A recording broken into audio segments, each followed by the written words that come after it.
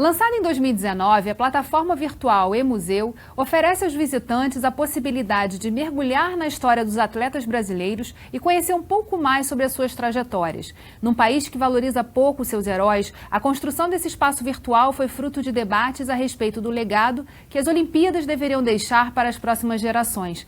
Com potencial para se tornar referência nacional e internacional, o eMuseu reúne memória e informações de atletas e campeonatos, seja nas quadras, nos campos, ginásios ou nos estádios. No Rio em Foco, que começa agora, vamos levar até você todos os detalhes da construção desse trabalho e a importância de manter viva e preservada em um ambiente digital a memória esportiva nacional. Vem com a gente.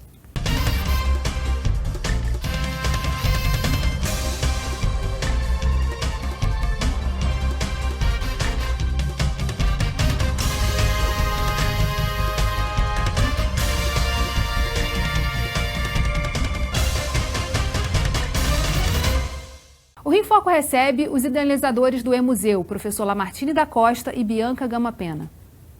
Um dos principais objetivos do eMuseu é apresentar a história nacional do esporte. Na matéria a seguir, vamos conhecer um pouco de como essa plataforma está estruturada. Mais de 570 fotos que contam a história do basquete, vídeos de outras modalidades do esporte, documentos, galeria 3D e acervos pessoais de atletas que foram campeões mundiais, além dos principais momentos que construíram a história do esporte no Brasil. Tudo isso já está disponível no site do eMuseu. Com certeza será uma referência na política do Estado do Rio de Janeiro, no Brasil, e também de como nós pensamos, que é uma inovação, que é tecnologia, e mais do que isso, a oportunidade das pessoas conhecerem um pouco da história do esporte nos municípios. É você possibilitar que o mundo tenha acesso às informações que nós temos através do inglês. Você colocar legendas, você explicar ou fazer algum tipo de tradução para o inglês, para que as pessoas tenham acesso às informações que nós temos aqui, que nós estamos produzindo através de pesquisa. Nós estamos trabalhando no desenvolvimento de uma exposição de documentos do nosso acervo sobre a história do esporte no Brasil, sobre o esporte brasileiro. E eu tenho certeza que a nossa exposição virtual e física, que ela vai estar, depois de ficar no Arquivo Nacional, ela vai itinerar pelo Brasil, vai ser uma grande contribuição ao projeto do museu. A gente poder estar com toda a nossa história, a história dos jogadores, a história da entidade, a história de todos os campeonatos, as medalhas, tudo isso, né? O passado sendo lembrado, né? Esse acervo que um dia ia se perder, agora vai estar para sempre para os amantes do esporte. Então, a importância é absurda, né? É uma coisa sensacional. Bianca, como foi o processo de construção dessa plataforma e de onde surgiu essa ideia de fazer um eMuseu? Então, essa ideia ela surgiu de uma grande necessidade nossa, né, de preservar e de registrar o legado dos Jogos Olímpicos. E aí a gente começou a perceber que é muito mais do que isso, né? É mais do que simplesmente um legado de um mega evento, é você deixar para sempre uma plataforma onde, de forma colaborativa, todas as pessoas, colecionadores, atletas, fãs, pudessem contar a história da nossa nação. E aí a gente percebeu que ninguém consegue fazer isso sozinho, né? Comitê Olímpico, Paralímpico, confederações, atletas, federações. Então a gente tinha que reunir todos eles de uma forma que você dá voz a todo mundo, né? E a gente começou a perceber vários desafios, né? E fomos quebrando essas barreiras. Foram muitos, né, mestre? Mas a gente entendeu que de forma colaborativa vinha a resposta, né? E aí a grande solução foi fazer com que uma startup se incubasse numa universidade, né, que é a Universidade do Estado do Rio de Janeiro, e a partir dessa iniciativa fazer com que houvesse uma rede de colaboração. E aí empresas nacionais, empresas internacionais, o governo, né? Então a gente acabou de lançar o projeto já envolvendo turismo, esporte e lazer, a própria questão da cultura, né? Então, a ciência e tecnologia. Então, imagina, quase 5 secretarias estaduais já se envolveram. A gente acabou de conseguir incentivar o projeto, né, no ICMS, a renúncia da Secretaria do Estado do Rio de Janeiro do Esporte. E com isso a gente vai potencializar a forma dele ser uma realidade, né? A gente startou com um projeto mostrando a magnitude e como a cooperação de todos consegue materializar, né? Saiu do papel. com a Confederação Brasileira de Basquetebol. Então, nós, da UERJ, a gente já mostrou que existe uma robustez suficiente para que a gente atenda todo mundo.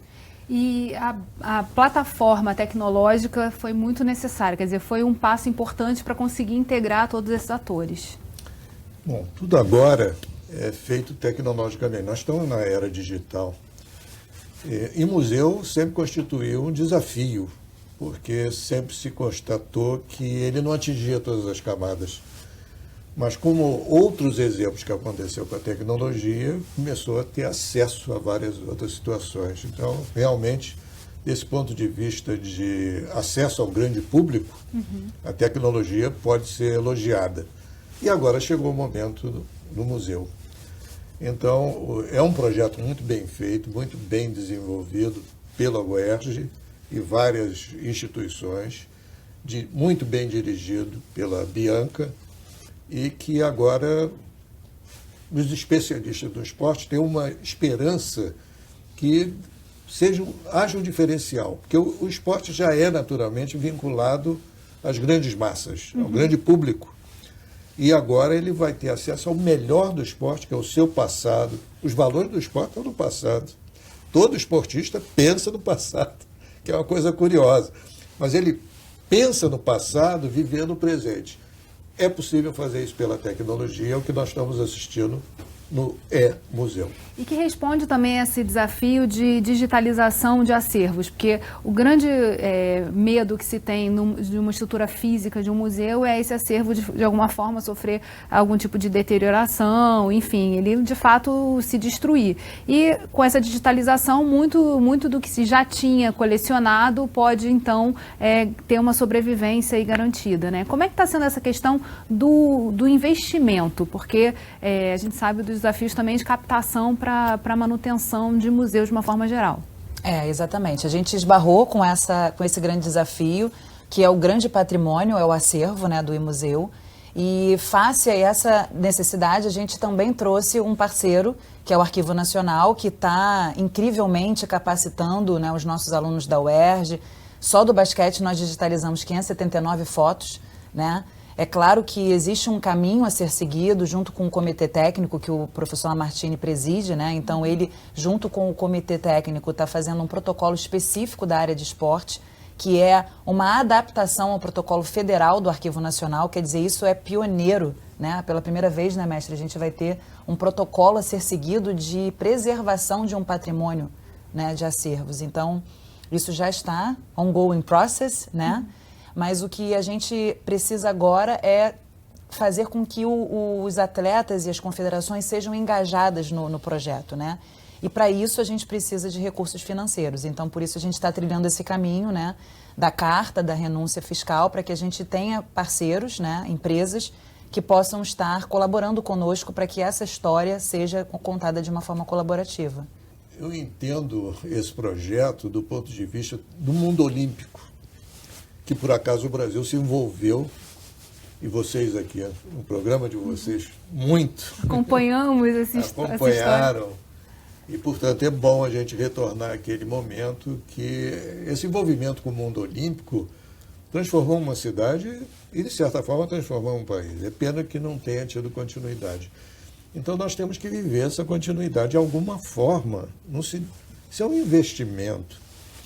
E o nosso investimento no mundo olímpico está ligado aos estudos olímpicos, que o Brasil é muito evoluído, tem grandes resultados internacionais, então é uma ligação internacional. Então, os avanços não é somente tecnológico, de startup, de uma boa gestão, ele é mais amplo, ele nos joga a favor da tecnologia e com a tecnologia para objetivar resultados. E os resultados no esporte são sempre bem-vindos, porque tem um valor social. Os resultados no esporte são sempre bem-vindos, porque tem um valor da consciência e da identidade de um país e de uma cidade. A cidade do Rio de Janeiro investiu 6 bilhões de dólares numa grande instalação olímpica. Ela mudou toda a sua infraestrutura. E agora nós precisamos dar continuidade a isso. E continuar contando essa história, que é o que a gente vai fazer no próximo bloco. E continuar contando essa história. É no próximo bloco, não saia daí. Rio em Foco aqui, política e economia caminham juntas.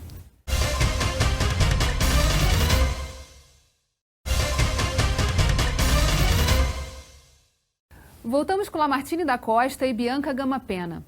O E-Museu é uma ação colaborativa e que conta com diversas instituições e profissionais que têm o papel de ceder materiais e registros esportivos. Na matéria a seguir, o patrono do E-Museu fala sobre a importância desse trabalho para o esporte e para a cultura do nosso país. Vamos ver. É comum na Europa, na América do Norte, na Ásia e na Oceania, encontrarmos museus que preservam a memória do movimento olímpico e do esporte em geral. Já na América do Sul, infelizmente, não há exemplos semelhantes. Isso ocorre principalmente no Brasil, que organizou em passado recente Jogos Olímpicos, Copa do Mundo de Futebol, campeonatos mundiais das Forças Armadas, Jogos Pan-Americanos e eventos de grande nível internacional. Assim, é motivo de júbilo para toda a comunidade desportiva do Brasil a criação do E-Museu Nacional dessa manifestação cultural. Esse marco pioneiro certamente irá se alastrar por todo o Brasil e frutos muito proveitosos irão advir dessa iniciativa. Um ponto muito importante da fala do patrono foi justamente nesse sentido de contar a história, falar de toda a participação que o Brasil tem no esporte mundial e do papel que essa plataforma vai ter. Como materializar isso? Assim, qual a importância de manter os estudos olímpicos vivos? Você falou que são muito fortes e são referência no mundo. O Brasil não se destaca em áreas de conhecimento ele é muito atrasado nisso aí. Embora a pesquisa seja avançada, nós somos o 11º país do mundo em publicações de artigos científicos, que é uma coisa importante. Mas em áreas mesmo, nós nos destacamos em poucas. Uma delas é os estudos olímpicos. E precisamos manter essa posição. Então, o Brasil fez Jogos Olímpicos, que é uma exceção no mundo, que transformou uma cidade, que pode continuar a ajudar a transformar uma sociedade. E agora nós também, do ponto de vista de conhecimento, podemos melhorar essa situação. Conhecimento é sempre importante para o desenvolvimento. O E-Museu não vai resolver tudo isso, mas ele é um dispositivo que permite, pelo menos, motivar, dar andamento, como o nosso patrono acaba de falar. Ele pode se espalhar pelo país. Ele pode enviar uma mensagem ao exterior. Nós precisamos disso também, porque o investimento foi grande demais. E não é só em termos de dinheiro, é investimento e envolvimento em pessoas. Vocês aqui no programa de vocês são testemunhas disso. A quantidade de gente que veio de fora e de envolvimento de muita gente no Brasil. A motivação no país é muito importante para o desenvolvimento. Então, o E-Museu tem vários significados, mas esse precisa ser destacado. Nas suas andanças, inclusive nas pesquisas que você fez sobre como outros países construíram seus museus e contaram essa história da participação nas Olimpíadas, o que você viu de referência, o que você conseguiu conectar com a realidade do país e com todos os desafios de colocar de pé esse projeto? Pois é, quando a gente volta de lá de fora, né, depois de ver e validar alguns museus olímpicos, por exemplo, né, a gente tem vontade de fazer o nosso, né, e saiu do nosso sonho e a gente conseguiu articular em 2017 várias entidades para que a gente começasse esse sonho.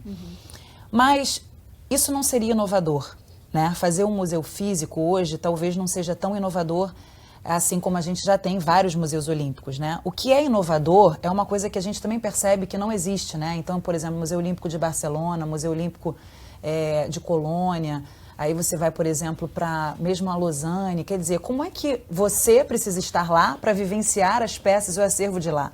Então, a gente percebeu que nem eles conseguem fazer com que se torne um acesso potencializado no mundo. Então, como é que a gente pensou? Vamos fazer de uma forma diferente, né? Vamos até poder pensar de novo no museu físico, mas a partir de um grande acesso colaborativo que depois você pode fazer esse museu, inclusive, itinerante. Essa virada da colaboração é muito importante, né? Então, a gente fala da possibilidade de acessar acervos de atletas, de conectar com as próprias confederações, federações, para poder também capitanear a história daquela modalidade. E tem o papel dos fãs nesse processo. Qual é o desafio de capturar essa modalidade, né, de fãs do esporte? A gente percebeu, né, que dar voz significa ampliar o acesso. Então, o iMuseu, ele é uma plataforma onde vão ter várias galerias. A gente deu agora, né, entregou a galeria do basquete. Imagina, então, inúmeras galerias onde, inclusive, as confederações, os parceiros, os colecionadores podem trazer os seus próprios apoiadores e ali ser um canal de visibilidade também daquela marca, né, que já patrocina aquela confederação, que já patrocina aquele atleta, e ali ser uma grande comunidade esportiva. Então, as galerias, elas vão contar a história da sua entidade, né, como foi a confederação. Mas e o atleta, né, que tem a sua história, daquele acervo que inclusive também tem lá na confederação? Ele tem uma história diferente para contar. Então foi aí que a gente começou a bolar de que forma a gente também daria a voz ao atleta, não só à entidade. E aí a gente também falou assim, poxa, mas o fã, né? Então eu, por exemplo, participei de vários eventos, eu fui amadora de natação, tenho vários acervos que posso contar, então a gente vai dar acesso gratuito, né? De forma que os fãs vão poder colaborar com o acervo, subindo as suas fotos, que de repente você tem uma camisa assinada por um atleta e aí você quer compartilhar e contar aquela história. Ou seja, é um museu de todos.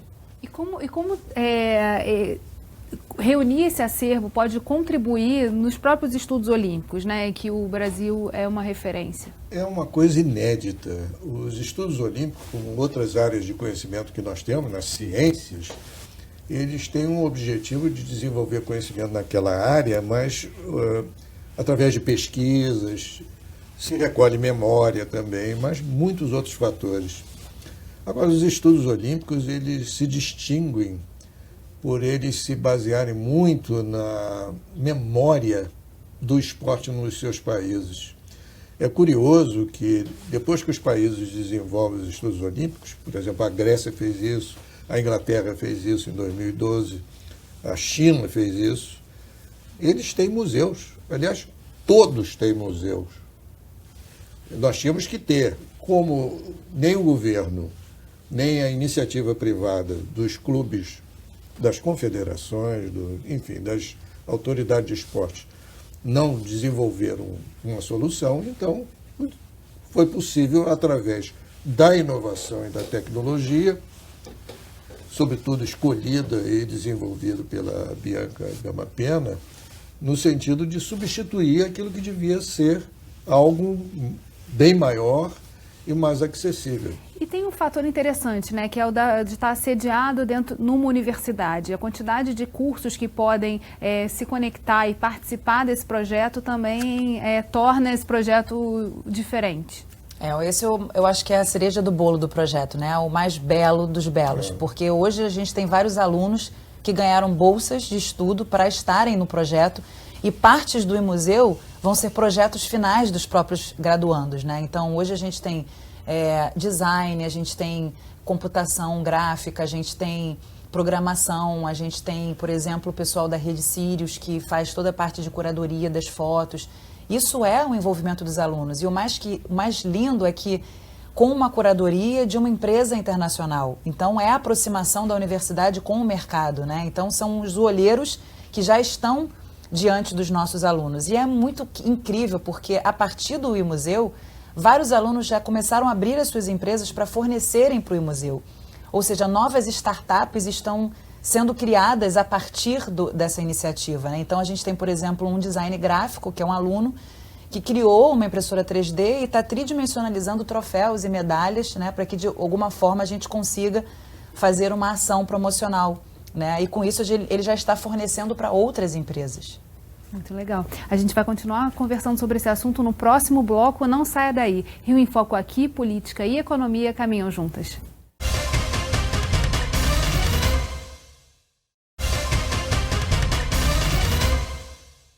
Em relação ao trabalho junto ao Arquivo Nacional, essa parceria também de acesso ao acervo deles, como é que está acontecendo essa relação? Então, o iMuseu, ele é um grande articulador de soluções para a memória do esporte, né? Então, a gente começou a ser procurado por famílias de atletas, enfim, agora o próprio Comitê Rio 2016 também tinha uma necessidade de preservar a história e procurou o iMuseu para que a gente, com os nossos parceiros, articulasse a preservação. Então, o Arquivo Nacional, ele está sendo um grande parceiro, né? Ele acabou de receber toda a memória da Maria Lenk, que foi doada pelo Silva Júnior, né, que é o sobrinho da Maria Lenk, e foi uma estratégia nossa de preservar. Então, eles vão digitalizar décadas de vidas da Maria Lenk, e com isso, depois de digitalizado, isso vai vir para dentro da página da Maria Lenk, dentro do museu. Então, isso é um grande legado, né, mostrando que o governo federal, através do Arquivo Nacional, está integrado, né, com a missão dele, que é de preservação, e não só digital, né, mas também com algumas peças físicas. E de acesso, né? Quer dizer, vocês sendo o espaço do acesso a todo esse acervo. Agora, em relação, você falou que era muito importante, assim, que muitos museus em outros países não conseguem gerar esse acesso, a não ser que você vá lá e fisicamente tenha essa experiência. Muitos desses atletas, a Maria Lenk é uma referência, quer dizer, eles ultrapassaram os limites espaciais do Brasil. Então, também são referenciados e são falados e participam, sua história participa de várias exposições pelo mundo. Como pode ser também, como você visualiza esse potencial de acesso à história que esses outros museus podem estar contando dos nossos atletas? Isso é incrível, porque, na verdade, o nosso projeto surgiu a partir dessa visão lá fora de que nós temos muito acervo internacional nosso lá fora, né? Então, por exemplo, visitamos a Fundação de Los Angeles, né? E que desde 84 até hoje, o grande legado é toda a gestão de acervo que ela faz, não só de Los Angeles 84, mas cuida de toda a curadoria do acervo do COI. Uhum. E isso não está disponível em forma de museu, né? É muito mais conteúdo de livros e documentos, mas a gente falou, bom, então a gente tem que fazer de uma forma atrativa, ou seja, como transformar a informação, né, através da tecnologia, de uma forma que eles possam ver as medalhas, ver os troféus. Então a gente percebeu que a gente vai precisar fazer esse intercâmbio, porque muitos dos nossos acervos estão espalhados lá fora. Inclusive, em entrevista com o gestor dos acervos dessa fundação, que hoje cuida de todo o acervo de Los Angeles 84, né? Ele disse, olha, provavelmente eu tenho mais documentos e acervos dos Jogos Pan-Americanos de 2007 de vocês do que vocês. E mostrou que tem mais de 10 mil peças nossas lá. Então, é uma iniciativa de começar esse hub nacional e internacional para mostrar que juntos a gente pode encontrar onde esse acervo está, inclusive. E quanto mais a tecnologia evoluir, mais capacidade também se ganha de tornar isso acessível a todos. E mais o sentido de colaboração, e aí é que entra a startup. Startup é muito falada do Brasil e realmente está crescendo, estão crescendo em todas as áreas. E agora no esporte nós temos uma boa startup. Por quê? Busca tecnologia, busca soluções, e para as instituições está difícil. Há problemas graves de recursos e de gestão do próprio governo, das instituições esportivas particulares, o Comitê Olímpico Brasileiro e tudo mais. Então, é a hora das startups entrarem para encontrarem soluções colaborativas com o patrocínio e com a relação no exterior. É muito mais simples uma startup fazer isso do que uma instituição tradicional do esporte no Brasil ou o próprio governo. Olhando para a sua trajetória, como é que ela se comunica com esse museu? Porque a gente tem que falar aqui, tem que registrar para quem está assistindo, que você é o autor do Atlas do Esporte Brasileiro. Quer dizer, parte do registro do que fazemos aqui está referenciado, é base para startar provavelmente muitas outras pesquisas que vieram na sequência. Como você vê assim, essa trajetória chegando à possibilidade de estar exposta para mais pessoas? O meu pensamento vai além do esporte. Eu acho que é uma ideia de Brasil. O Brasil depende da sua memória, que é muito maltratada e escondida, criminosamente escondida, até com propósitos deletérios. Não quero ser pessimista, mas é uma realidade que nós temos que enfrentar. Então, nós precisamos cultivar memória. E o esporte é um campo muito interessante, porque ele teve problemas no passado, mas sempre criou possibilidade, espaço para aparecer brasileiros, que isso é importante, que se desenvolveram e criaram bons resultados no exterior. Então, o Brasil precisa se projetar na sua memória. Não é só as coisas ruins. Ele é deletério, falsifica a sua memória, mas tem momentos bons que precisam ser cultivados, precisam ser memorizados. Então, eu vejo minha trajetória nesse sentido. E Bianca, em relação ao futuro, né? E a gente falou aqui de tantas possibilidades se desenhando. Como é que você vê hoje, qual você definiria nesse momento do museu, que ele já está para o público, já está aberto ao escrutínio, já dá para o pessoal cavar o que tem lá e já dá também para pensar e construir novas pontes. Qual o principal desafio hoje do E-Museu para que ele possa ser palco para tantas oportunidades? Bom, como a gente tem a pretensão de ser de forma gratuita o acesso a todas as pessoas, criando seus perfis e compartilhando seus acervos, né? A gente precisa que a iniciativa privada apoie essa ideia também, né? Então, por isso que a gente agora está em busca de patrocínio, para que a gente faça continue essa plataforma robusta o suficiente para abrir efetivamente para não só toda a comunidade esportiva, mas também para os fãs, né? Esse é o nosso grande desafio no momento. Em relação a essa questão da internacionalização desse acervo e da possibilidade de conexão do mundo com ele,